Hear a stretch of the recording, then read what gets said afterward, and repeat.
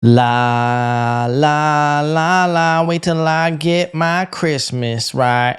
Oh, ladies and gentlemen, welcome. If it's your first time here, stick around for a bit. Maybe I'll say something mildly funny, okay? Maybe I'll say something interesting. Or maybe after 30 minutes, you'll go, you know what? It wasn't as bad as brain rot. This is like, but then again, this is the thing, reality. This is brain rot.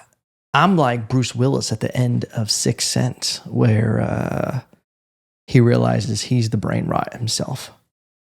I'll be honest with you, ladies and gentlemen, it's been a minute, okay? No one gaslights an audience, a podcast audience like I do, okay?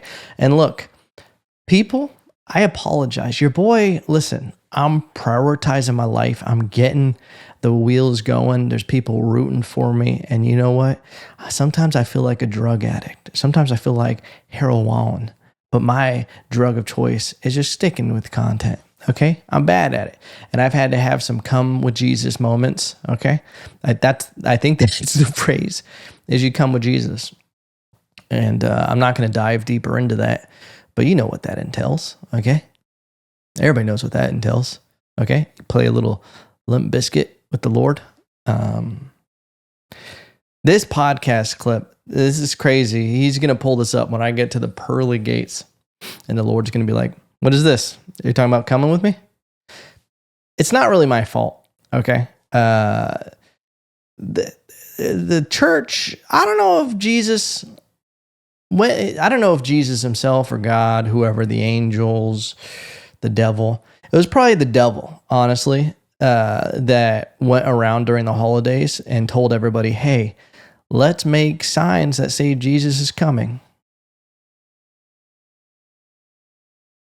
The devil probably did that. And he said, just put it in your yard. And everybody was like, yeah, well, if Jesus is coming, I want people to know about it.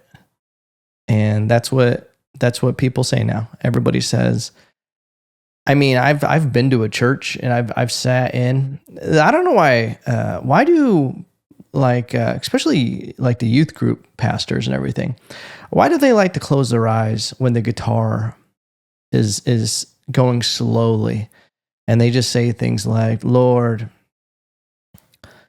come inside all of us? What is that? Why are you doing that? Isn't there a better way to say that? Isn't there a nicer way to say that than what you're saying? Of course, my battery is dying. We'll be right back, ladies and gentlemen. Stick right here because the juices are flowing. I'm coming back. Sorry about that, ladies and gentlemen. I've came back. Evan has came. Evan is coming. Evan will come again. Thank you. Thank you for that. I don't even know. Let's move on before I completely ruin my chances. Because you never know. Okay.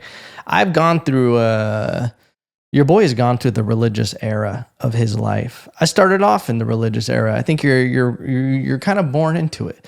It's kind of a nice thing growing up to a limit, kind of like Jesus light, you know, just a little bit diet Jesus, where it's like, I just have one of these every now and then kind of thing. Jesus just comes a little bit in my life kind of thing. It's a nice way to live. It's a nice thing to just always have in your back pocket, to just be able to rely on it. You're scared. You hear something scary outside and it's kind of just a tree brushing against the window, to just be able to be like, hey God, just go ahead and protect me. It's a great idea to just be like, dear Lord, forgive me for all my sins. If you think you're about to die, like you're about to get murdered, you just go, dear Lord, protect me. And if not, forgive me for all my sins. It's like just quickly clearing your browser history of your life. Truly. If you just say, dear Lord, forgive me for all my sins, right as a knife is coming down, it's you just leaning over, metaphorically, clear browser history. It's you just living. And if you wear a cross, if you live your life wearing a cross, walking around the world, it's you in incognito mode. You don't even need to clear the browser history. You're good. You got a VPN. And oh my God, if you get a Bible verse tattooed on your arm, that's a VPN. You have a 24/7 VPN, no slowed down server, US based server, but maybe out of the country if you're into that kind of thing. Okay. If you get a Bible verse tattooed on your arm, dude, little Philippians right here, dude, just let people know. How sick would that be? Philippians, and you're a professional arm wrestler, and you're just like this, dude. Someone would not want to arm wrestle you. If you show up to an arm wrestling contest and you just go like this, you hit them with that swan pose. This is swan. This is what they call it in professional arm wrestling. Google it. Don't, I made it up. You hit the swan, Philippians, automatic, they move you to the finals. Dude, I'm telling you, people who are religious that are in sports, they do go further. It's like creatine for your mind, okay? If you're religious and you can really dive into it, brother, you're unstoppable. They're the scariest fighters. People who think that God is whispering in their ear at night. Some people, God is just telling them not to kill himself. Some people are just trying to get through life and they're like, I can raise my children. Lord, that piece of shit left me. I have 2 kids and they're turning the power off tomorrow. There's some people praying like that. Then there's some people who have God telling them they're on a mission from God. They're like, I need to spread the gospel by knocking people the fuck out. You know how crazy that is? When someone is in a pre-fight press conference and they're just sitting there just being like, yo, or they talk over you. They go, that's fine, your game plan. But here's the thing. The Lord has put me here for one reason, to strike down thy enemies and those serpents and those tongues. They shall all go weak in the presence of the Lord's hammer. Dude, that's another thing. Whenever you refer to a vessel, yourself, your body, as one of the Lord's, like an extension of the Lord, the whisper of God. When people in a movie, what was that? 310 to Yuma? He had a gun, and what did he call it? He called it like the hammer of God or something, the finger of God. This is the finger of God. I think that was also something in a military movie where like they would rain down fire from a plane, and it was just called the finger of God, the hand of God, fucking Widowmaker. There's nothing cool I can make that in my life to apply to like comedy. Dude, I'm going to start referring to myself as the Giggle of God, God's Giggler. I'm going to take myself real serious before I go on stage, dude. I'm going to sit there with a little cigar, one of the little small cigars that let you know I'm not trying to show off. You get people with big ass cigars. First of all, you get a big cigar like that. This is every guy with a giant cigar. As soon as you sit down, you take a big cigar, you go, oh, this is great, dude. You sit down, you like this.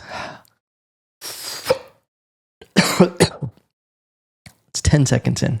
You go, got something on my mouth. Take another hit. Okay, now I'm just puffing it. Yeah. No, we're thinking about moving there. We like it. It's good schools and everything. We're 2 minutes in. We're just bullshitting. 5 minutes in, every guy is dead inside smoking a cigar. You don't even want to smoke it anymore. You don't want to smoke a cigar for more than, but you light a cigar, you're there for 2 hours, dude, and you have to keep smoking it or else it's going to go out. Then you got to restart it. And then it's just like, you lose your cigar in the middle of it. It's like losing an erection. And even if you get it going again, you're just like this isn't the same, you know? I had to work this back up. This is not, you try laugh, it went out. This never happens. You can get it back up. No, it's fine. No, I was just thinking about something else and then it went out. No, I just got distracted. No, stop talking. Let's just close your eyes and shit. You know what I'm saying, fellas? Anyway, the Giggler of God, dude. I get on right before stage. I have a mini cigar, dude. Just fucking. I look up, dude. I look up at the sky. I'm in a comedy club with a glass see-through sky, dude. Skyline. I look up, blow out, clouds and lightning hit, dude. I go, I go like this. Someone's just looking at me, dude. They're kind of far away. Maybe they're waiting. They have a bucket to hold my cigar after I'm done. That's also in my writer, dude. And I go like this. Lightning, thunder. God's feeling funny today. Flick it at the kid's face. He's about 9 years old. He's wearing a Peaky Blinders hat, dude. Hits him in the face. He thought it was going in the bucket, but here's the thing. It lands in the bucket. Backboard, okay? Hit the kid. Psst, scar. Psst, falls down his shirt. Little hole in his shirt. Lands in the bucket. He's so in shock that happened, but he's like in awe. He's not even mad about it. He's like, holy shit. That was a perfect flick. Get on stage. How y'all doing? 8 people in the audience. Sounds like 13. The God's Giggler, dude. The Giggle of God. Well, that wasted about 3 minutes of your life. I apologize. It's great to be here with y'all. I don't even know, I don't know the last time I did a podcast episode. It's been at least a month. Okay, I keep stepping out, coming back, but you know what? I don't want to even lie to you and say that we're back. It's just sometimes I need guests on the podcast. I've decided, because if I don't have anything to talk about and I don't have any juice going, nothing's happening in my life. It's repeat. I know I'm going to talk about life below zero. I'm going to talk about Lime scooters. I'm going to talk about stand up. I'm going to do all these things that I'm just dealing in my life. I like when there's like kind of a season change or something to come give a one-on-one. But here's the thing. I enjoy doing the podcast. I like talking and doing this and talking to people. And I love when people reach out and they talk about something that was on the podcast and we have a good giggle or a laugh. If you want to laugh with the Giggler of God, G-O-G, dude. I don't call myself that, but people have. They cheer it when I go on stage. But life is great, dude. I'm in a good place. All right. Trying to gear down for the holidays. I always have this idea that during the holidays, I'm going to take more time off from stand up and really just enjoy the holidays. Slow down.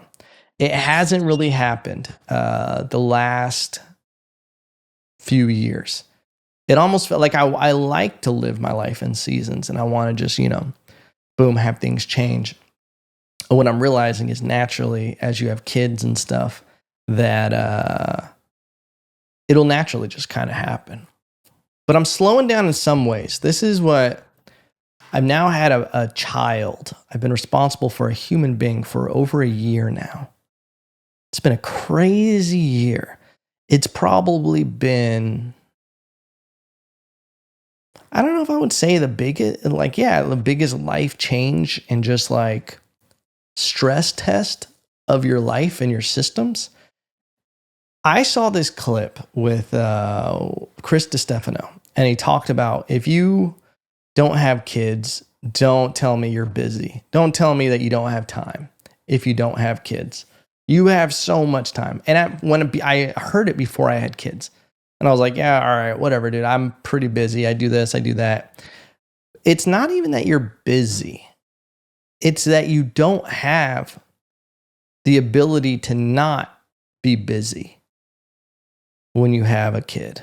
And yeah, some people, they do daycare and they do whatever. They have grandparents or babysitters or whatever. Not us. We're just out here rocking in the free world. Okay. We're just trying to take care of this thing. And we're the only ones here. I don't have, my parents don't live here. My girl's parents don't live here. And that's fine. But we wanted this. This is how we wanted to be. And that's why we waited to have kids. Cause I was like, I want to be in a place where I can actually provide and we can have a kid the way we want it. And, the time figuring it out, and we're starting to slowly get back some time. And we're figuring it out. There's a little bit of it where I tend to be a little, I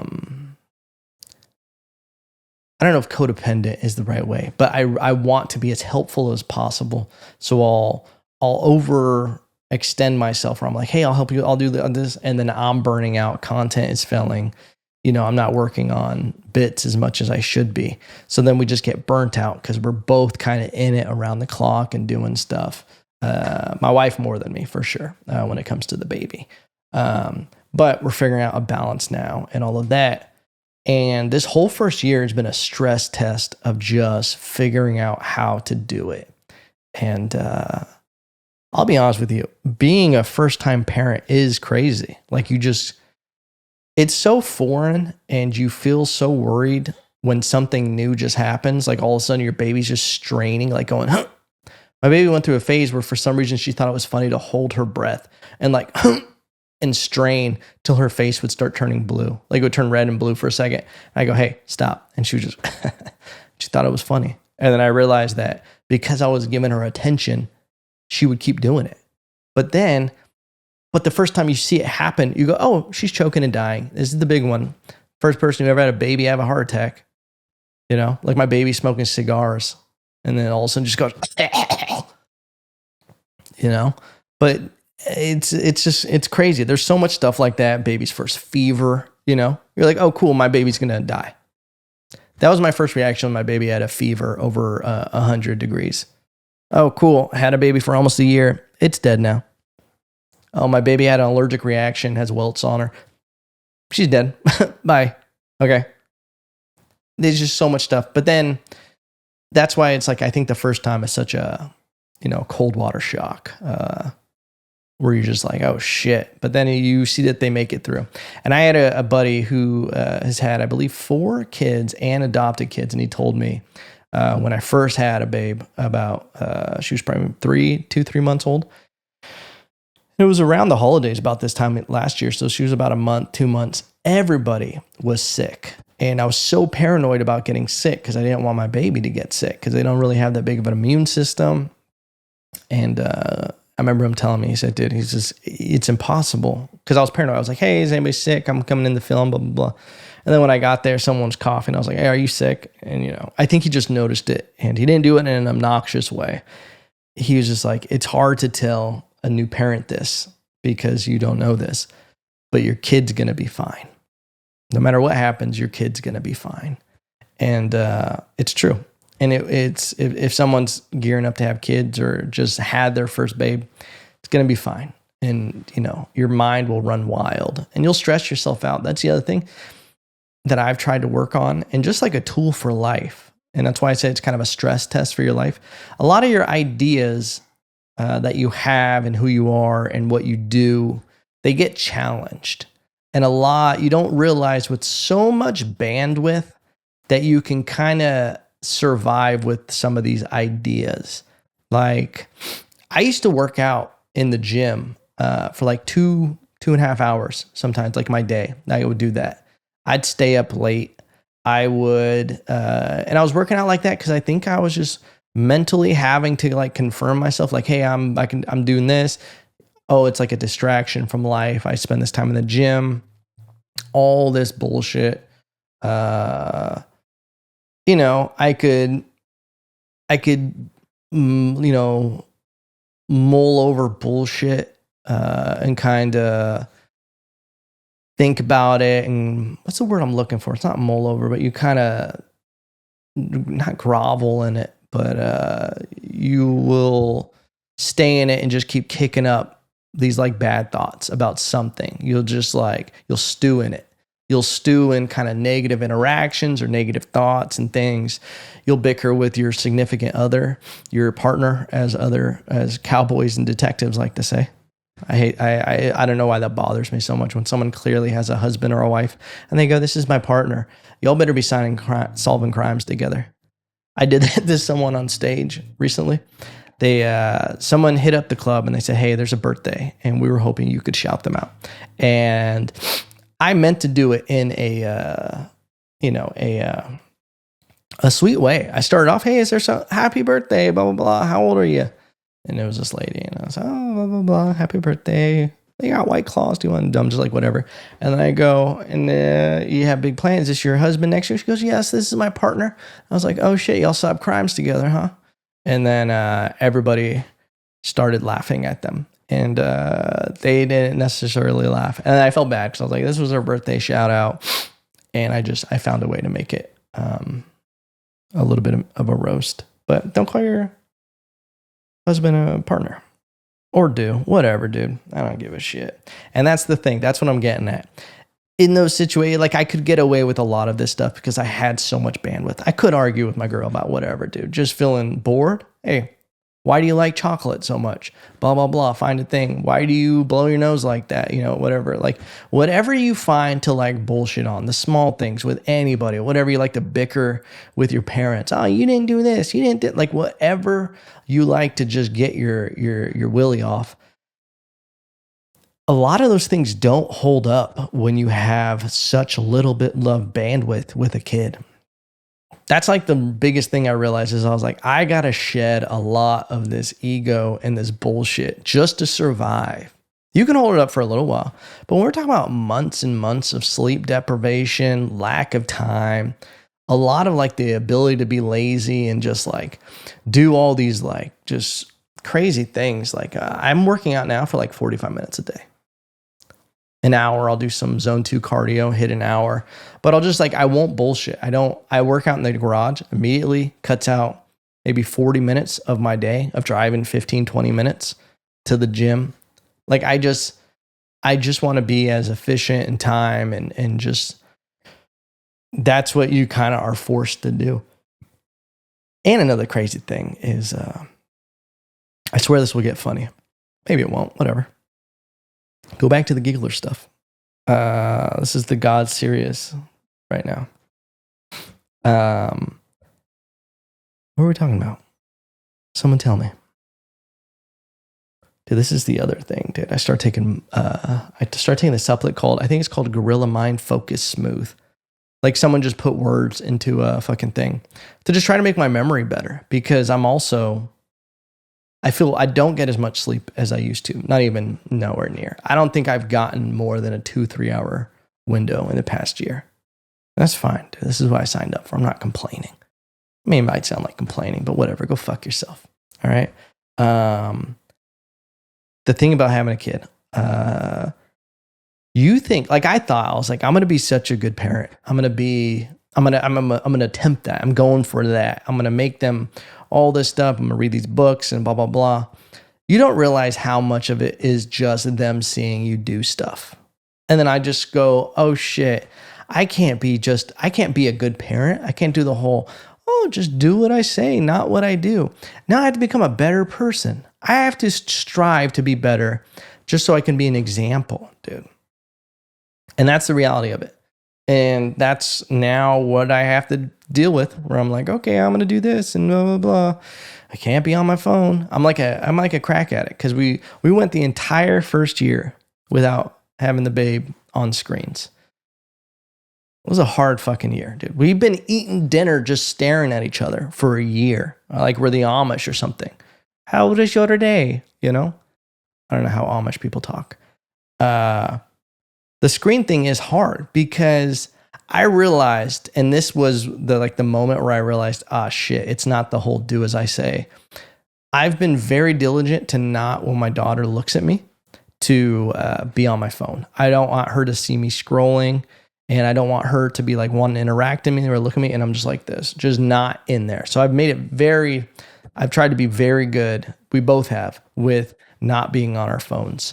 And what's crazy is we would FaceTime with the grandparents just because they're not here.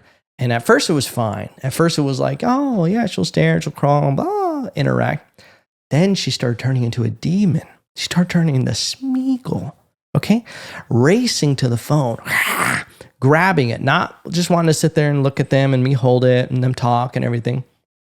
Start turning into grabbing the phone like, yes, my precious, taking it and scrolling, just closing things and just trying to, buttons, push, smash, yeah, lights.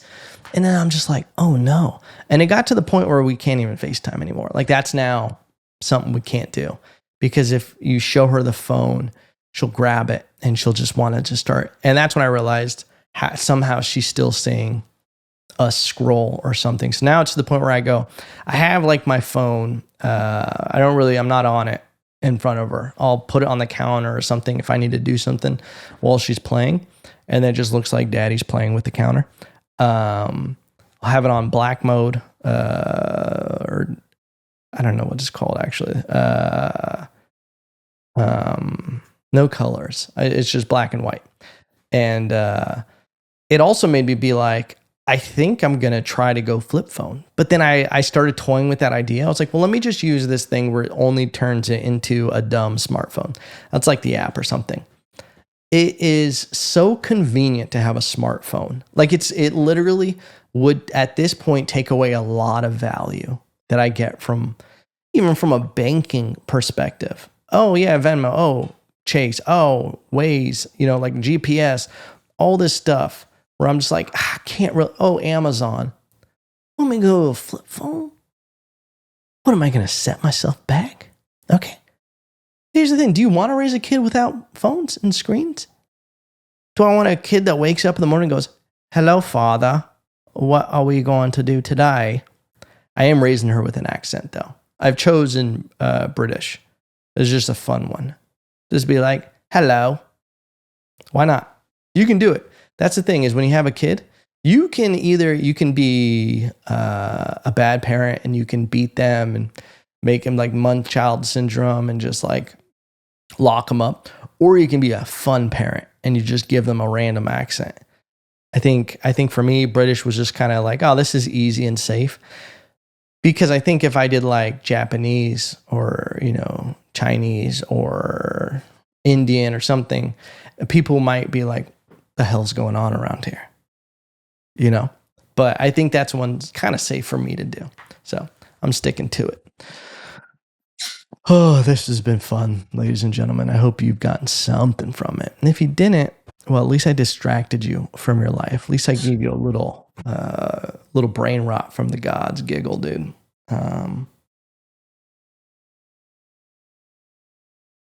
Yeah, I think that's it, ladies and gentlemen. I think we hit close to 30 minutes. You know what? Just to be safe, we're going to go a few more. Okay, let's talk about it. The holidays. This is one thing I was going to talk about. This is probably one of the biggest benefits of having a child. And if I've given the wrong perspective, I need to make this clear. I love being a parent. It is the greatest thing and the most fulfilling. And I mean, I love it more than anything I've ever done. I think for me in particular, like I could cry right now. It's the most satisfying, rewarding thing. And it's the most ingrained purpose I've ever had in my life. To the point where like I feel, and I get some people don't want to have kids, and that's fine. I remember not having a kid. It wasn't that long ago, and I remember how obnoxious and annoying it was when people would tell you to have a kid. Have a kid. Like it's not that simple. You got to be in the right place.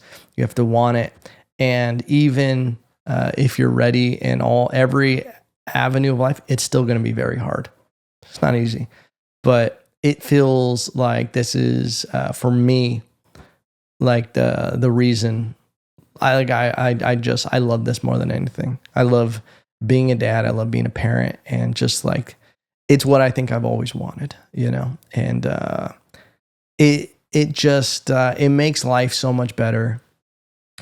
And this is the point, is that like the holidays now feel different, and it's simplified my life, which has been what I've always kind of yearned for. I actually had this chat with ChatGPT. I use ChatGPT quite a bit, I'll be honest with you. I'm one of these people who are just like, chat, fix me.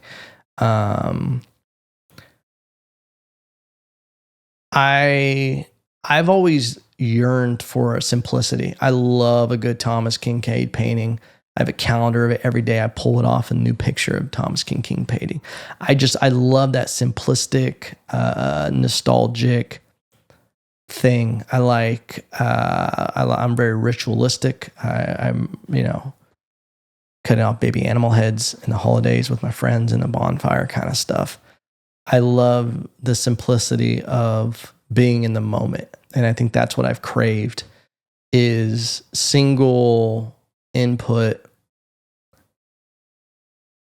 frequency of just life.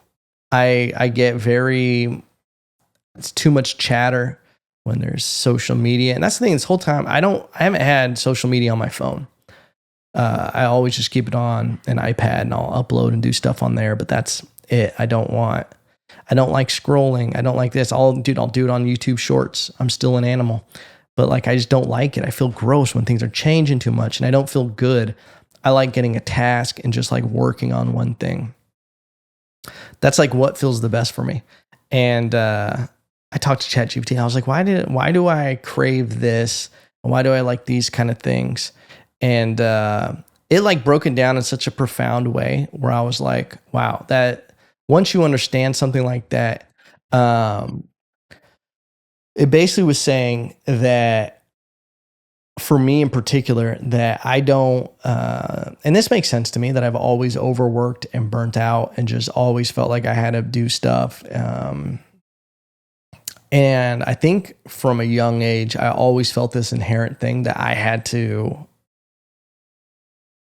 I don't know what the word I'm looking for, but I've never given myself permission to like rest and be in the moment and just enjoy it. There's always been, and it's also, I think, a insecurity thing of life, of just, if you are off guard, I'm always waiting for the other shoe to drop or stressed out. Okay, something, this, blah, blah, blah. Like I rob myself of moments all the time. And that's what it was saying. Is just like, it's not that you do way too much and you don't allow yourself to rest and to actually be in the moment. You always feel like rest or being in the moment is a sign that you're not getting something done. And I was like, bitch, get out of my head. But what's beautiful about the holidays and things for me is it's like the time and having a kid where I know it's such a fleeting time in my life. I'm very wholesome right now in my life because I have a baby. I know this won't be forever where I'm just like all goo eyes and whatever. I'm going to try to maintain the gratitude and just enjoy life as it changes. But I know having small kids is a small window of your life when you look at the entire thing. And I know it's such a special time. They're like little angels. They're amazing. And so you get to experience all of that wonder. So knowing it's fleeting is like me forcing myself to dial into the moment where I just enjoy simple things. And it's been great for me. And it's something that once I realized it, I've been able to move forward, applying it to other aspects of my life, whether that's comedy, whether that's just enjoying things, because I've always been in this thing of I'm just trying to get to the next thing. Then I'll be good. I'll get here. I'll be good. I'll get here. I'll be good. And I realized I am a very task-oriented person and I like striving for things, and realizing that I always like having a challenge and moving towards something. It allows me to enjoy the process rather than just, I'm enjoying this. Oh, I'm not really enjoying this to get to that next thing. And then I get it and I go, oh, that didn't do it. Okay, now I need to try to get that. Okay, that didn't do it. But rather just going, hey, you enjoy the process, and that's why you keep repeating this, is you like the idea of working towards things and challenges. So let's just start enjoying this and look at your life that it's always going to be this work in progress. God, dude, somebody clip it. Okay, clip that, throw it up with some emotional music, maybe put me in a Kobe Bryant highlight. We're talking over him working out, shooting 30,000 shots, and then just have it end, fade to black, the Giggler of God, dude. I love you guys, and I'll see you next week.